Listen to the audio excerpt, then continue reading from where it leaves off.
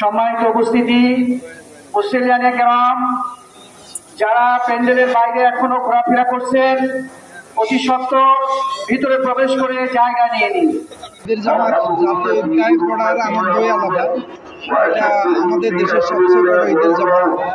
কুরবানি আমাদের ত্যাগের শিক্ষা দেয়। কুরবানি আমাদেরকে কিভাবে আমাদের ভিতরের যে পশুত্ব, আমাদের ভিতরের যে অহংকারবোধ, আমাদের ভিতরের যে অমানুষত্ব, এগুলোকে ত্যাগ করে আমরা কিভাবে কুরবানিতে আমরা এগুলো কুরবানি দিয়েই আসলে কিন্তু আমাদের আত্মত্যাগের মাধ্যমে আমাদের এই ঈদ উদযাপন করা হয়। আর এবারের ঈদটা একটু ভিন্ন রকম, কারণ আমরা জানি যে ফিলিস্তিনের শিশুরা বা ফিলিস্তিনের নাগরিকরা তাদের ঈদ খুব কষ্টের মাধ্যমে কেটেছে।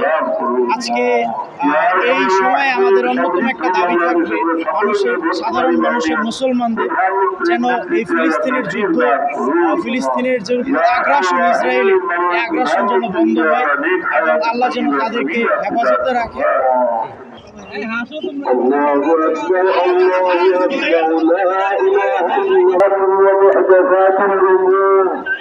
فإن كل محدثة بدعة وكل بدعة ضلالة وفي رواية وكل ضلالة في النار.